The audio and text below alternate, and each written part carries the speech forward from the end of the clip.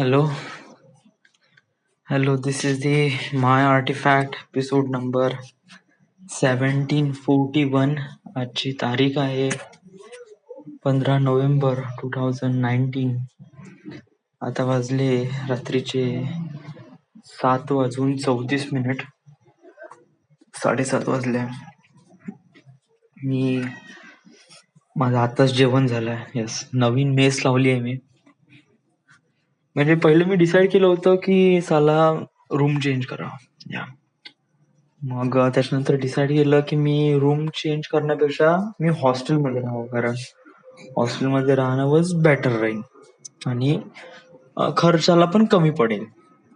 तर यासाठी मी हॉस्टेलवर कॉन्टॅक्ट केले आणि त्यांचे पैसे किंवा रेंट जाणून घेतला. तर त्याचा रेंट आहे तो रूम पेक्षा पण जास्त आहे. 3,000-3,500 वगैरे वगैरे. जो की मला एक भेटला, जो बजेटमध्ये होता हॉस्टेल. ओके, तो हॉस्टेल होता छत्रपती स्क्वेअर पासून 6 किलोमीटर दूर. ओके, सो 6 किलोमीटर वाटते तर कसं आहे, खूप छोटा डिस्टन्स. बट कसं आहे की हायवे मध्ये हा छोटा डिस्टन्स बहुत मोठा होऊन जातो, हायवे किंवा शहरामध्ये. कारण शहरामध्ये खूप साऱ्या गाड्या चालू असतात, सिग्नल असतात वगैरे वगैरे, आणि ते 5 किलोमीटरचा रस्ता क्रॉस करायला आपल्याला इतका वेळ लागतो की बहुत जास्त. मला कसं वर्धेवरून नागपूरला यायला किती घंटे लागते? 2 घंटे. त्यापैकी मी तीच गाडी वर्धा टू चिंच भवन फक्त 42 मिनिटात पोहोचते आणि बाकीचा पाऊण घंटा ते फक्त ट्रॅफिक मधून निघण्यासाठी. म्हणजे तर वर्धा रोड इतका बिझी असतो ना, इतका ट्रॅफिक असतो तिथे, की तिथून गाडी लवकर निघतच नाही लिटरली. आणि कसं आहे की समजा मी तिथे शिफ्ट केलं असती रूम तिथे, म्हणजे मी तिथे हॉस्टेलमध्ये राहायला गेलो असतो, तर कसं आहे की ठीक होतं, असं काही वाईट नाही, ठीकठाक होतं. गादी होती, पंखा होता, बेड होता, इट वॉज गुड. जमलं तर राहू शकत होतो. ओके, पण त्यानंतर मी विचार केला की जरी हे मला 2,500 देऊन 2,500मध्ये माझं होऊन राहिलं, बट या 2,500नंतर मग मला अजून किती खर्च लागून राहिला. या 2,500नंतर मला माझ्या गाडीने तिथपर्यंत जाणं, छत्रपतीपर्यंत. ओके, आता पैशाचं सोडा हो, बट कसं आहे की कधी कधी वेळ पण बहुत जास्त महत्वाचा असतो आणि वेळेचं पण महत्व आपल्याला लक्षात घ्यायला पाहिजे. ओके, समज जर माझी मॉर्निंग शिफ्ट आहे आणि समज जर तिथून बस सकाळी 6 वाजता निघत असेल, तर मला इथून करीब 5:45ला तयार व्हावं लागेल. 5:45ला गाडी इथून काढावी लागेल. तर 5:45 वाजतासाठी मला 4:45 वाजता उठावं लागेल, लिटरली 5:45 किंवा 4:30 वाजता. विचार कर.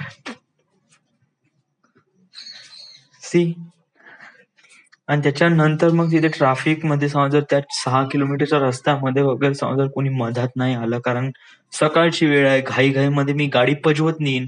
ओके, आणि अचानकपणे सकाळी काही दुर्घटना झाली किंवा समथिंग वॉज गोना हॅपन, तर लेण्याची देणे पडून जाईल. राईट. सो मी विचार केला. नंतर पैशाने पण विचार केला की आता समजा मी गाडी घेऊन जाईन तर पेट्रोल लागेल, तर पेट्रोलसाठी पैसे ते पण माझ्याचकडून जाईन ना.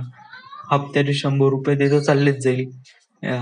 कसंही करून महिन्याचे 400 रुपये पेट्रोल मध्ये चालले जाईल, जरी हॉस्टेलमध्ये राहत आहोत तरी.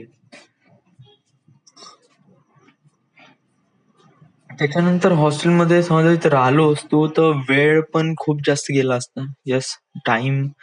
मला कसं तयारी करून 8 घंट्याची शिफ्ट साठी मला करीब 10 किंवा 11 घंटे लागले असते.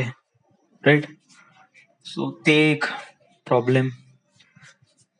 सो मी पूर्ण गोष्टीचा विचार केला आणि त्याच्यानंतर मी विचार केला की आपली जिथे रूम आहे म्हणजे चीज भवन मध्ये, इथे प्रॉब्लेम काय? इथे प्रॉब्लेम आहे की आपल्यापाशी खायला डब्बा हे जेवण नव्हतं, लिटरली.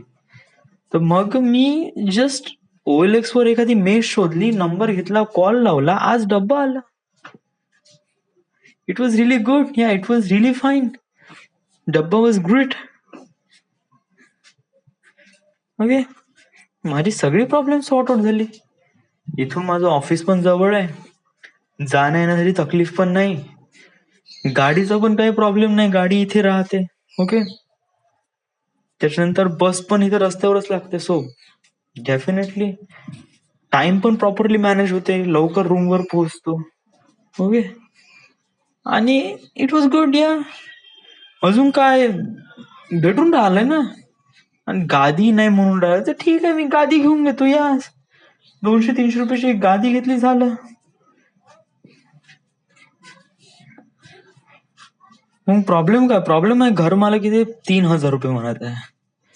तर आपण त्याला म्हणू ना की दादा हे भाऊ तुम्ही 3,000 रुपये म्हणत आहे, हे इज नॉट रिअली गुड. या आपण त्याला कन्व्हिन्स करू शकतो, असं नाही का तो एकदम मानणारच नाही, राईट?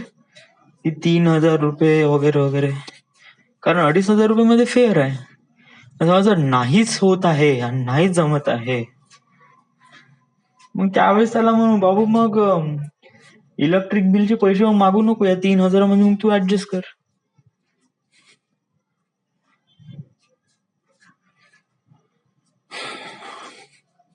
आणि त्यातही 2,500 मध्ये नाही का मला नाही का कोणा व्यक्तीसोबत राहावं लागलं असतं, जे की मला इथे स्वतःला एकट्याला स्वतःचे 2 रूम्स आहे, मस्त आरामात जेवण झाल्यावर मस्त स्वतःच वॉक करू शकतो, आर्टिफॅक्ट एपिसोड चांगला फ्रीली बोलू शकतो. It was good. या वळवर काल मी स्टोरी लिहिली, या काल काफी प्राऊड फील वाटलं. काल मी आर्टिफॅक्ट एपिसोड मध्ये पण रेकॉर्ड केला. आज मी त्या स्टोरीला स्क्रिप्टेड बनवण्याचा प्रयत्न करत होतो, तेवढा डब्बा आला, जेवण केलं आणि त्याच्यानंतर मग भागायला गेलो ना. आता अजून थोडस लिहितो, पाहतो की माझ्यामध्ये किती पोटेन्शियल आहे का, ते मी किती करू शकतो. या आणि पाहू आता. स्वतःवर तर एक प्रकारे विश्वास तर झालाय, पण हा विश्वास थोडा कायम ठेवणे इम्पॉर्टंट आहे. ओके, दिवस बदलेल आपले, स्वतःवर विश्वास ठेवा आणि मेहनत करत राहा. Okay, this is the end. This is my artifact episode number 1741. Right now we are at Nagpur, Maharashtra. Thank you.